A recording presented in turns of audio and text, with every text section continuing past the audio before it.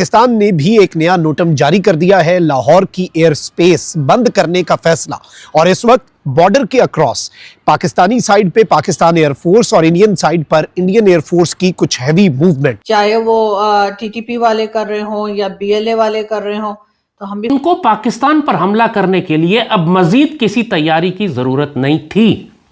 उनको सिर्फ एक जवाब चाहिए था और वो आज दिल्ली के वाक़े ने इनको वो जवाब फराहम कर दिया। दिल्ली में लाल किले में जो धमाका हुआ है, इसने पूरे भारत को लड़ता दिया है। अरे वो टेररिज्म पे ही बात होगी और तो कुछ नहीं होगी।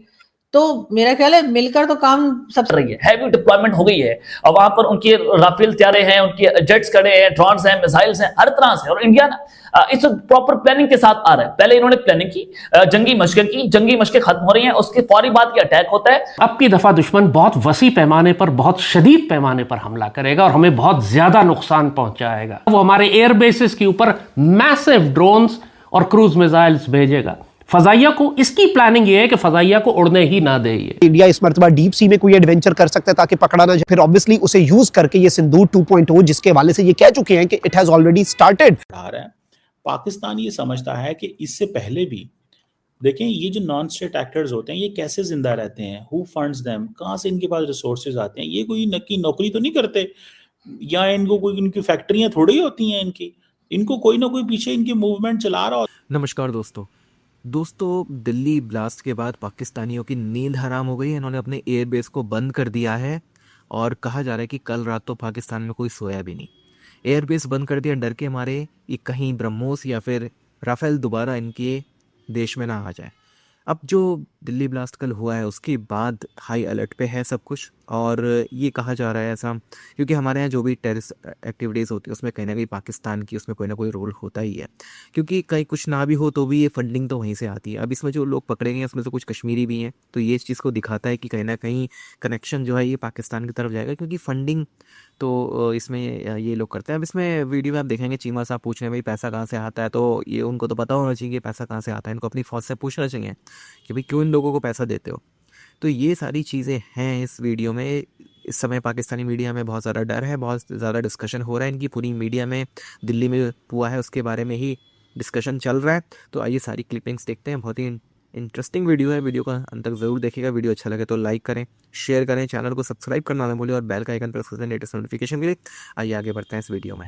ये तो मैं शुरू में इत्तेफाक से मैं अपना लाइव शो कर रही थी जिस वक्त ये अटैक का पता लगा या ब्लास्ट का पता लगा। तो मैंने जब फौरी तौर पर जाकर पहले टीवी चैनल्स को ही, इंडियन टीवी चैनल्स को ही चेक किया, तो कुछ डिफरेंट किस्म की न्यूज आ रही थी। कोई कह रहा था कि सिलेंडर फटा है, कोई कह रहा था अटैक हुआ है, कोई कह रहा था गाड़ी में कुछ था और वो गाड़ी ब्लास्ट कर गई है, और उसके बाद आसपास जो गाड़ियां हैं उनको भी डैमेज हुआ है। तकरीबन 10 के करीब लोगों को कहा गया उनकी जानें गई हैं, और इसी तरीके से 20-30 के करीब लोग जो हैं वो जख्मी हुए हैं।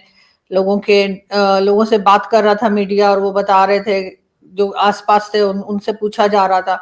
तो बिल्कुल ऐसा हुआ है। बहुत अफसोस की बात है कि हुआ है, लेकिन ये तो आप जानते ही हैं कि हिंदुस्तान हो या पाकिस्तान हो, जैसे ही कुछ होता है तो सबसे पहला शक तो हम एक दूसरे पे ही करते हैं।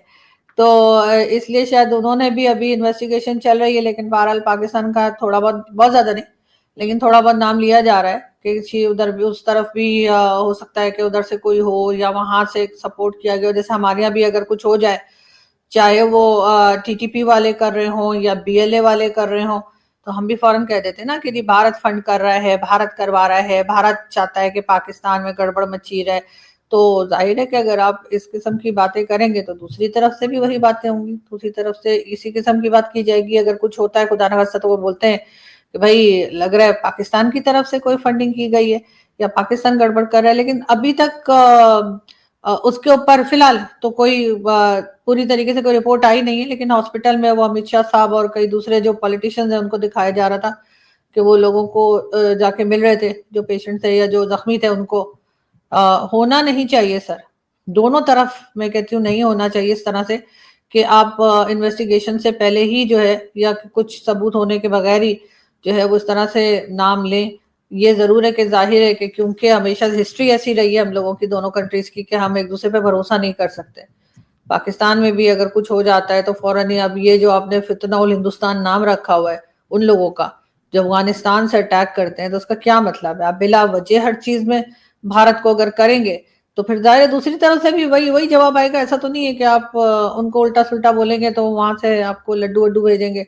तो वही कुछ चल रहा है। लेकिन अभी बहरहाल इस इंसिडेंट की या इस अटैक की व्हाटएवर, इसकी अभी फुल डिटेल्स आई नहीं है। मैडम, ये मौका नहीं है कि पाकिस्तान और भारत को, जब दहशतगर्दी हमारा कंबाइन मसला है तो मिलके इसको डील करना चाहिए।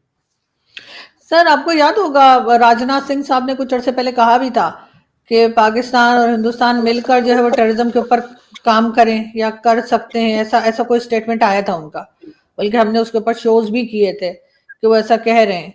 लेकिन अगर आप बार बार जो आप और कई लोग कहते भी हैं कि हिंदुस्तान पाकिस्तान को डायलॉग करना चाहिए, जिसपे हम लोग कहते हैं कि जी क्या बात की जाएगी, तो जाहिर है वो टेररिज्म पे ही बात होगी और तो कुछ नहीं होगी।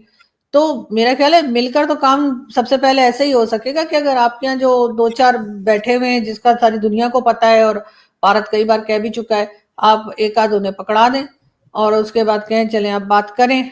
तो मेरा ख्याल है कि जब तक हम अपने यहाँ से कोई ऐसा एक्शन नहीं करेंगे, भारत से तो हमें कोई नहीं चाहिए। अगर मुझे याद नहीं, आपको याद है तो कोई एक दो टेररिस्ट जो हैं या जो टेररिस्ट कहलाते हैं जो यूएन में जिनके नाम लिखे हैं, अगर वो भारत में है तो आप उनके नाम बता दीजिए, तो मैं भी अपने आप को अपडेट कर लूंगी और वहां से आप मांगिए, उनसे कहिए कि दे दें। लेकिन वो तो कहते हैं भाई हाफिज सईद दे दो, मसूद अजहर दे दो, और इस किस्म के कई नाम बताते हैं जो यहाँ पर मौजूद हैं। तो आप उन लोगों को दे दीजिए, किस लिए यहाँ पर रखा हुआ है। मतलब ये 2-4-6 लोगों के पीछे आपने 26 करोड़ लोगों की जिंदगी खराब की हुई है। और अगर भारत में कोई है तो आप नाम बताइए। मुझे तो कम से कम नहीं सुना मैंने किसी का नाम, के पाकिस्तान ने किसी का नाम लिया कि हमें भारत से चाहिए। पाकिस्तान, वो कुलभूषण यादव है ना हमारे पास, वो तो मांगते भी नहीं है अब।